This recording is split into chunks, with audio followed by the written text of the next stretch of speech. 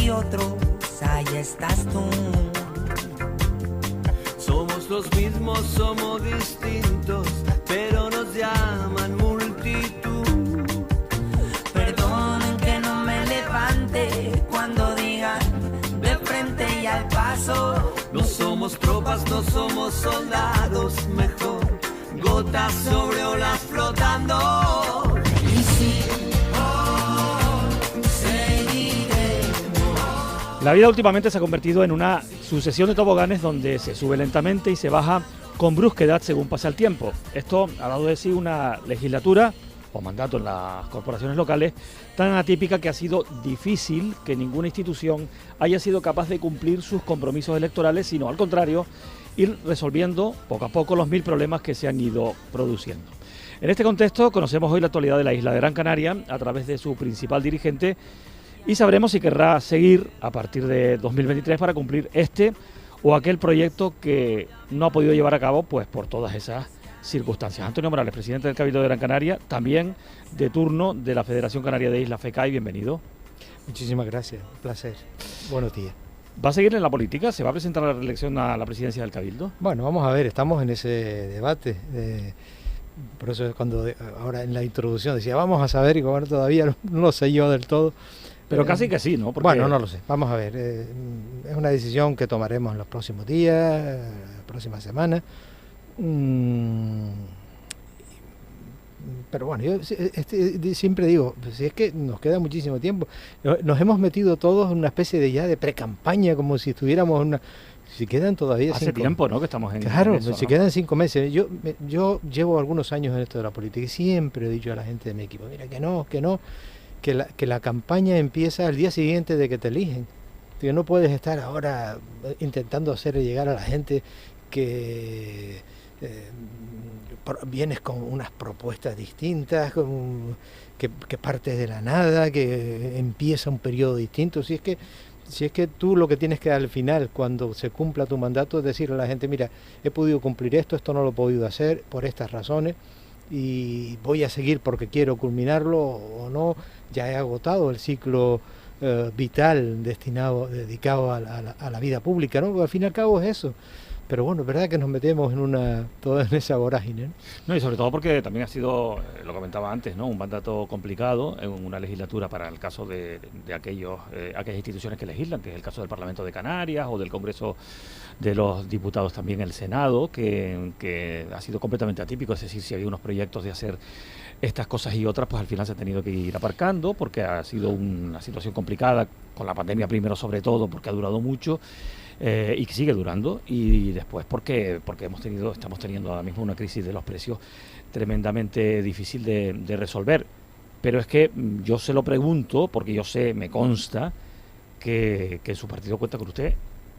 No sé si el 100%, pero... No, sí, la verdad es que sí, la verdad es que no tengo ningún problema, sí me lo han comentado. Y que su presencia además sería vital para que Nueva Canarias pudiese pues alcanzar los objetivos que tiene desde el punto de vista electoral, no solamente en Gran Canaria, sino también en otras instituciones. Bueno, yo no sé si es vital, porque en este tipo de proyectos cuantitativamente nada es imprescindible y hay detrás un equipo sólido, una estructura sólida y compañeros y compañeras que lo harían estupendamente, ¿no? Pero bueno, sí es verdad que la experiencia y en este caso la continuidad de un proyecto, pues de alguna manera tiene alguna significación después en las urnas. Pero a pesar, he vivido momentos muy difíciles, ¿verdad? En Gran Canaria, el incendio, la COVID, la inflación, luego un conflicto bélico que genera incertidumbre sobre nuestra industria más importante, el turismo. Después esa crisis energética producida por la guerra de Ucrania que aumenta la inflación.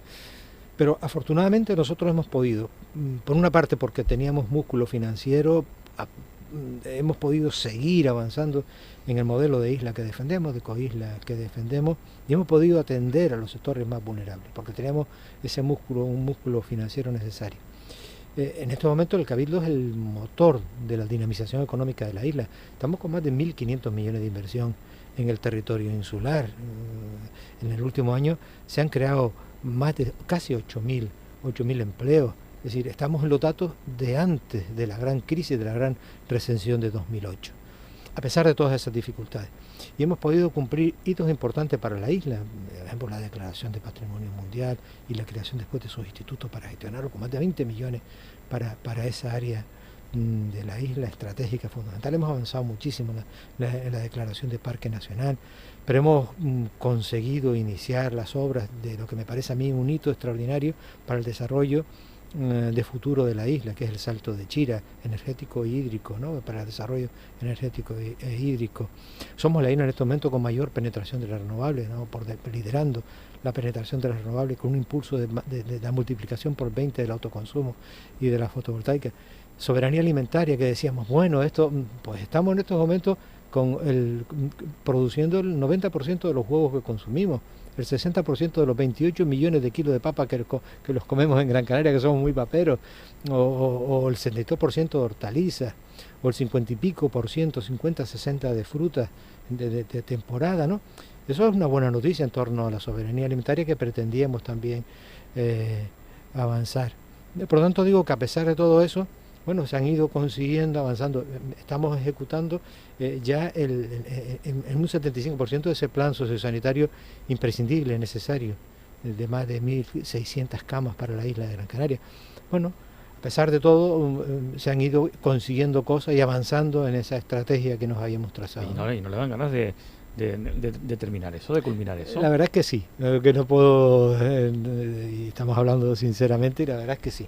Que siempre tienes ese impulso, ¿no? de decir, oye, pues, que sí que me gustaría ver culminadas estas cosas y no ver la comunidad desde lejos, sino estando dentro, ¿no? Luego vamos a hablar en concreto de esas cuestiones, de ese balance que usted está haciendo, sobre todo en el tema que tiene que ver con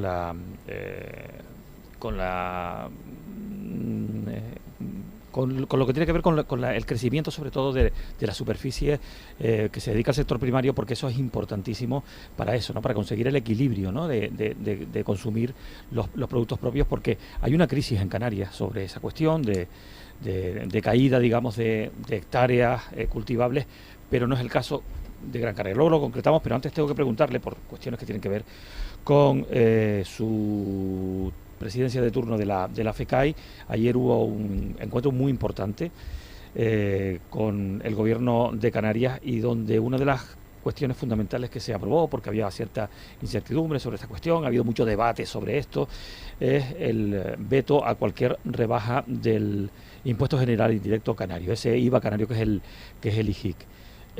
A pesar de que hay partidos del entorno parlamentario, el Partido Popular y Coalición Canaria, que plantean que se rebaje el IJIC en al menos 2 puntos, coinciden estos dos partidos en ello, y a pesar de que uno de los cabildos, de los 7 cabildos canarios, el de La Palma, está presidido por el popular Mariano Hernández Zapata. El resto sí se lo reparten pues a otros partidos que no abogan precisamente por esta cuestión del IJIC. ¿Cómo se ha conseguido ese acuerdo con el gobierno? Simplemente porque ha sido por eliminación, por aplastamiento, por abundante mayoría.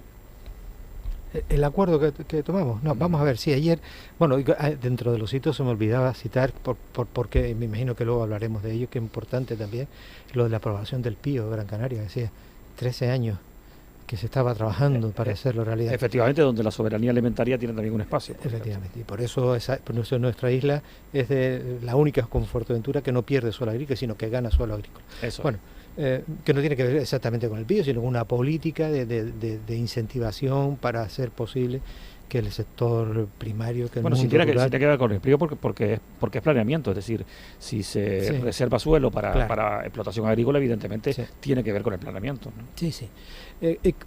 La reunión de la FECAI. Nosotros, yo lo decía ayer en la declaración con los medios de comunicación, que nos esperaban al final de la reunión, una reunión de casi 3 horas que mantuvimos con el gobierno de Canarias, los 7 cabildos. Es verdad que el Cabildo de La Palma se tuvo que ir antes, tenía un pleno y se retiró antes de que llegáramos al final a adoptar el acuerdo que adoptamos.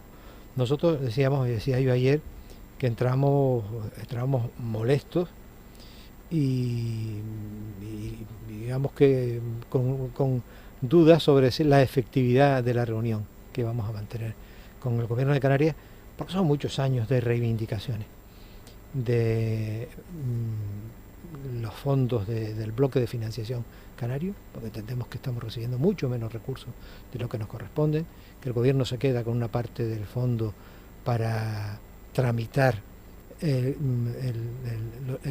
los recursos y no se incluyen. Hay muchas más cosas que no son las de las competencias directas de distribución con los cabildos. Las competencias delegadas y asumidas están infrafinanciadas y nos preocupaba mucho. Nos preocupaba la continuidad del plan sociosanitario, sobre todo para algunos cabildos que al no incluir las partidas en los presupuestos se podían ver muy condicionados para la continuidad del plan. El aumento de precio plaza, sobre todo para las personas de alta dependencia, para personas de dependencia, porque genera problemas para los cabildos que tienen más músculo financiero, no, pero para las organizaciones del tercer sector sí pueden tener problemas muy serios, muy graves. También los problemas con el FEDECAN. Hay 3 islas donde este mandato no hemos podido ejecutar ahora porque no se han agilizado los decretos para hacer posible que podamos tener plan. Entonces veníamos, pero salimos esperanzados. Pero por cierto, sobre el FEDECAN, disculpe que le interrumpa, sí. Usted fue un gran opositor al modelo que en su día el presidente Fernando Clavijo, en la anterior legislatura, puso en marcha sobre esa forma de reparto en la que prácticamente a las islas se les daba un dinero y las islas iban a ejecutar un tipo de proyectos que a lo mejor no tenían que ver demasiado con cambios en la estructura económica del archipiélago, eso que se iba a cambiar, pues en fin, todo ese modelo, sino simplemente para tapar algunos agujeros. Sobre esta cuestión, perdona que le interrumpa, ¿hay algún cambio, alguna modificación en esa forma de distribución del Fondo de Desarrollo de Canarias? No, realmente el FEDECAN, la oposición inicial que planteamos era con las fórmulas que se había planteado para la distribución, la triple paridad, con lo cual a las islas más habitadas, con más necesidades, pues se las marginaba a la hora de la distribución de los recursos. Eso se ha ido, afortunadamente se corrigió. En aquel momento no aceptamos esa fórmula y se corrigió y no fue la de la triple paridad, la distribución, no fue la fórmula de la triple paridad la elegida para la distribución. Y después, yo creo, al final sí nos pusimos de acuerdo en los ejes para los que se distribuían los recursos, ¿no? Es verdad que se podrían destinar y ahora no se puede abrir esa posibilidad porque habría que transformar todo el decreto, porque hay cabildos que presentaron propuestas para 10 años, otros cabildos presentamos para 4, otros para 5, y entonces si se modificara el decreto ahora para los 3 que tenemos que modificar para todos, sería más difícil. Pero recordará que también las universidades pidieron participar claro. Y se quedaron fuera precisamente porque el modelo que se adoptó era el de pues repartimos el dinero entre los cabildos, aunque realmente, con el criterio que fuese. Aunque realmente nosotros lo hemos defendido siempre, ese es otro de las reivindicaciones. El gobierno no nos estaba haciendo ningún regalo, no nos estaba dando ningún donativo. Esos son fondos que corresponden a los cabildos, son fondos propios y por lo tanto tenía que ser pactado, pues no se puede utilizar esos recursos. Esa es una de las viejas reivindicaciones, uno de los viejos contenciosos con la comunidad. Pero bueno, dicho esto, salimos esperanzados de la reunión. Se han creado comisiones de trabajo para el 27 de enero, para el 30 de enero, para la primera semana de febrero, para avanzar en todo esto y bueno, adecuar las demandas de los cabildos a la realidad y por lo tanto percibir la financiación que nos corresponde. Eso fue positivo y en el marco de la reunión debatimos todos, desde luego, que la necesidad en estos momentos de crisis social y económica, y como se ha demostrado en los momentos que hemos vivido, de pandemia y de inflación, las administraciones públicas tienen que tener recursos suficientes para dar respuestas a los más vulnerables, a los sectores que pueden verse afectados en mayor medida por las situaciones creadas, ¿no? Por lo tanto dijimos, oye, no se pueden dejar de percibir los ingresos. Y además cuando se plantea de manera generalizada, es decir, rebajas de impuestos que afectan a todo el mundo, yo creo que, y así lo planteamos de los cabildos, yo creo que si se producen rebajas de los impuestos, tienen que ser rebajas de los impuestos para los sectores más desprotegidos, para los que tienen menos posibilidades de hacer frente a la situación.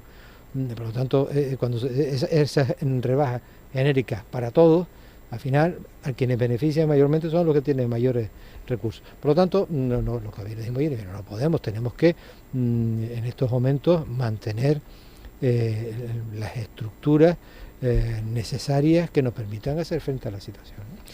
También hay acuerdos sobre la deuda de carreteras. Usted ha sido especialmente beligerante con este asunto, diciendo hay problemas en las carreteras de Gran Canaria. Los problemas en la carretera de Gran Canaria se generan porque el gobierno de Canarias debe dinero. ¿En qué consiste este acuerdo? Bueno, no exactamente porque el gobierno nos deba dinero a nosotros, que los cabildos tienen, hay que recordarlo, los cabildos tienen la responsabilidad del mantenimiento de las carreteras, el gobierno de Canarias tiene la responsabilidad de la construcción de las mismas y la ejecución. Efectivamente, es así exactamente. Entonces, por una parte, nosotros nos vemos con dificultades, los cabildos, para hacer frente al mantenimiento, porque los costes son superiores al dinero que percibimos y tenemos dificultades después dentro de la propia administración, porque las intervenciones dicen, oye, es que esto no es una infraestructura tuya y tú tienes un convenio porque que tienes que percibir el coste real de lo que cuesta el mantenimiento, no puedes poner dinero de recursos por. Bueno, se generan esas situaciones internas que dificultan después la gestión, por eso la reivindicación de que se tiene que pagar lo que corresponde a lo que cuesta. Y luego está la otra parte, efectivamente, la de la necesidad de hacer frente a proyectos muy necesarios para la isla de Gran Canaria, imprescindibles para la isla de Gran Canaria, para evitar esa situación de colapso que se puedan producir en algún momento ante accidentes como el que ha aparecido con el desmoronamiento del muro de La Laja o el de Telde que producía después largas colas en la avenida cuando se produce un accidente, o en épocas de mucha utilización del vehículo en las redes, que se producen retenciones importantes, ¿no?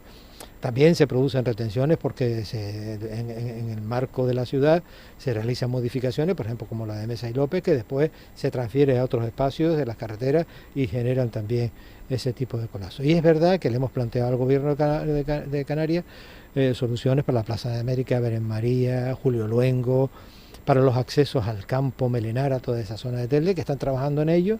Hay otra propuesta que es no es exactamente una tangencial, pero es una especie de circunvalación de Telde, que no tiene nada que ver con la propuesta inicial, que generaba un enorme impacto en el territorio. Esta no es así, pero bueno, son soluciones que se han planteado y que no se han resuelto. Y luego hay un tema en el que nosotros desde luego hemos avanzado muchísimo, hemos hecho la tarea que nos correspondía como cabildo, pero que no hemos conseguido la financiación necesaria porque no se han implicado tampoco el resto de las instituciones, y es lo del transporte guiado, el tren para Gran Canaria, que yo sé que sería una solución importante. A ver si no tenemos de hablar del tren. Son 10 minutos los que faltan para las 10 de la mañana. Estamos con Antonio Morales, presidente del Cabildo de Gran Canaria y de turno de la FECAI en la entrevista de hoy. Para toda Canarias usted plantea límites a una actividad económica e inmobiliaria que es cada vez mayor, que es la venta de viviendas a personas extranjeras. ¿Cómo puede regularse eso sin incumplir la normativa europea o la propia legislación española? Eso es un aspecto concreto, ¿no? Es un tema ante una pregunta concreta y respondo sobre eso concreto. Pero yo creo que la dimensión del problema es mayor.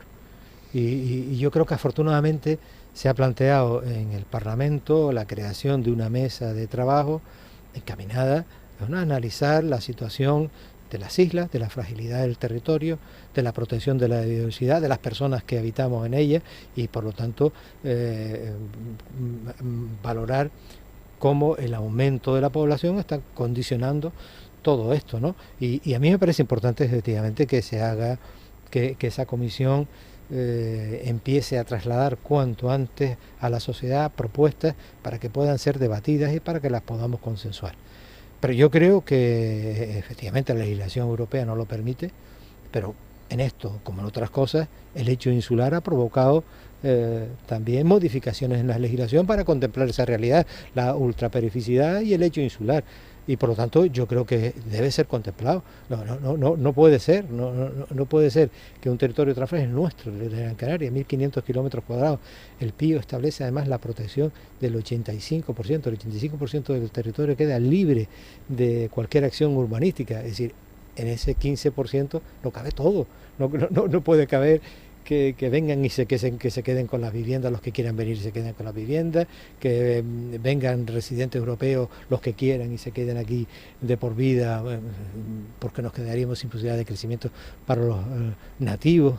Todo eso habría que analizarlo y consensuarlo, ¿no? El turismo, mientras se está recuperando a pasos casi mastodónticos, parece que no pasa por él la crisis de la guerra. ¿Procede retomar la aspiración de una tercera vía del aeropuerto de Gando? No, yo creo que no. No, eso... Ya sé que su compañera Carmen Hernández, la alcaldesa de Telde, es completamente contraria a eso, porque dice que es completamente innecesario y que ni siquiera hay que debatirlo. Yo siempre lo he dicho, yo siempre. Y lo tengo escrito desde hace muchos años. No es en absoluto necesario. Además, fíjense, los números que se manejaban para una tercera pista eran sorprendentes, pero además de sorprendente, me parecía que era irresponsable. Es decir, nosotros recibimos 4 millones de turistas al año, y la previsión era que cuando recibiéramos 8, cuando recibiéramos 12, nosotros vamos a recibir 12 millones de turistas al año. ¿Dónde los metemos?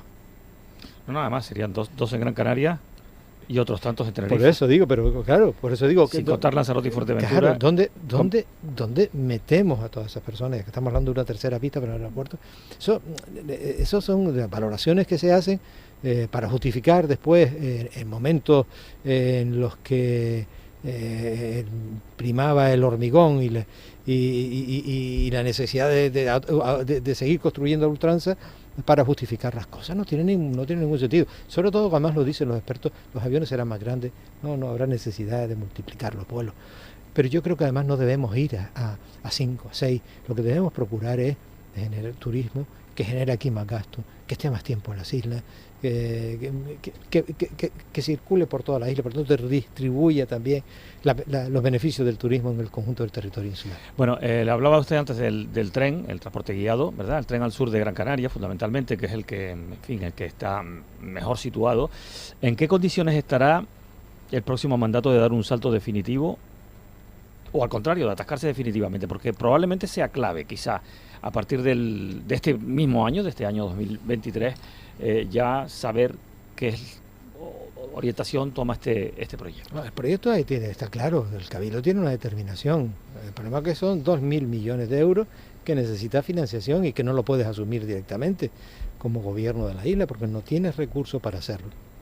Es verdad que se está abriendo la posibilidad de que Europa genere líneas concretas, finalistas para el transporte guiado, para el tren, y eso sin duda sería muy beneficioso, pero yo creo que ultimado todos los proyectos, todos los procesos administrativos, de expropiación, etcétera, yo creo que el próximo mandato tiene que estar destinado a conseguir eso, por muchísimas razones, primero por afianzar el transporte público, que sabemos que la gente responde, porque el Cabildo de Gran Canaria ha conseguido la gratuidad del transporte público en este mandato prácticamente al 100%. Este año 23 está al 100%, pero el Cabildo tenía al 100% un joven o una persona mayor con 10 euros, podía hacer 50, 100 viajes, eso cuánto sale, cuántos céntimos sale cada viaje, era prácticamente gratis. Entonces, por eso digo que el transporte público guiado, y también porque hablamos de carreteras, y con eso permite una vía independientemente de la carretera para emergencias, para comunicar el sur, porque cuando se produce un accidente en la Gran Canaria 1 se colapsa y se queda incomunicado el sur de la isla y la capital, ¿no? Bueno, decía usted antes, ¿no? Canarias ha perdido en 11 años más de 2.000 hectáreas de cultivos, pero mientras Gran Canarias ha ganado 772 y ya suma unas 10.000. ¿Cómo influye esto en el impulso a la soberanía alimentaria? Esto que el PIO, el Plan Insular, incluye como filosofía, en un momento además de alza de precios. Bueno, ya comentaba como hemos avanzado muchísimo en algunos aspectos. Es importante también el esfuerzo que se ha hecho con el agua, para abaratar el agua y para hacer llegar el agua. En eso el Salto de Chira va a ser también un hito muy importante, porque va a permitir que a final de este año, crucemos los dedos, toquemos madera, al final de este año, del año 2023, si estamos en 2023, empieza a entrar agua en las presas, el agua desalada de Arguineguín. Entonces, todo eso ayuda también las ayudas que en estos momentos el Cabildo de Gran Canaria ha dado más de 6 millones para el sector ganadero. Hemos establecido, por ejemplo, el tercer sector de la isla está recibiendo todos los meses alimentos frescos, que no se tiran, sino que se compran directamente a los productores locales a través de cooperativas locales y van a las familias más vulnerables, a las familias que tienen menos recursos, Banco Alimentos, Cáritas, Oportunidades de Vida. Sin intermediarios para las familias más... Todas esas cosas contribuyen a que el sector... tenemos una escuela de ganadería, tenemos la escuela de apicultura, formación de jóvenes, yo creo que todo eso influye, desde luego. No quiero dejar de preguntarle, nos quedan 2 minutos y medio, por la candidatura del Estadio de Gran Canaria para sede del Mundial de Fútbol de 2030, si no recuerdo mal, que es el año en el que se celebraría. ¿Usted quiere? Vamos a ver, yo quiero con condiciones, es decir, a mí me parece que hacer un esfuerzo como supone eso, desde luego tiene que ser para que estemos en una fase que haga que la isla suene en el mundo. Es verdad que la FIFA, según me comentan, no quiere que el Mundial se traslade a las islas, a cualquier isla, sino que se haga en el continente. Ahí hay una dificultad añadida, ¿no? Pero sin duda podría ser una oportunidad importante para captar recursos y para mejorar las infraestructuras y aumentar las infraestructuras deportivas en la isla y para proyectar el nombre de la isla, ¿no? ¿El futuro del Gran Canaria va a seguir siendo el Cabildo el socio mayoritario y único del equipo de baloncesto? Sí, ayer yo hacía unas declaraciones que a lo mejor eran muy duras, ¿no? Porque bueno, planteaban que bueno, al Cabildo de Gran Canaria le había caído una cruz con esto. A lo mejor lo está dicho así en un tono muy fuerte, pero nosotros no somos una administración para llevar un club deportivo. Por accidente lo ha asumido el Cabildo. Lo ideal sería que viniera un promotor privado, un inversor privado y asumiera la gestión del club. Mientras el Cabildo tiene esa responsabilidad, la asumió en su día y yo creo que no lo debemos hacer más. Yo creo que pasó con la Unión Deportiva Las Palmas y probablemente nos veríamos abocados a una situación como esa y repetiríamos el mismo error. Pero no debemos hacerlo, es decir, nosotros no nos podemos convertirlo en dueños del club deportivo que pertenece a la sociedad civil y que pertenece en cualquier caso a los abonados, a los aficionados, pero es ahí, es una realidad y de luego mientras sea así no aparezca un inversor que quiera hacerse del club, nosotros tenemos esa responsabilidad a la que no vamos a renunciar, ¿no? Antonio Morales, presidente del Cabildo de Gran Canaria y de la FECAI, gracias por venir a la radio pública. Nada, un placer como Suerte siempre. en el tiempo que le queda de mandato. Muchísimas gracias. Y supongo del próximo. Muchísimas gracias. Buenos días. Buen día. Si dicen caíste, yo digo me levanto. Si dicen dormido es mejor soñando. Si dicen caíste, yo digo me levanto. Si dicen dormido es mejor soñando.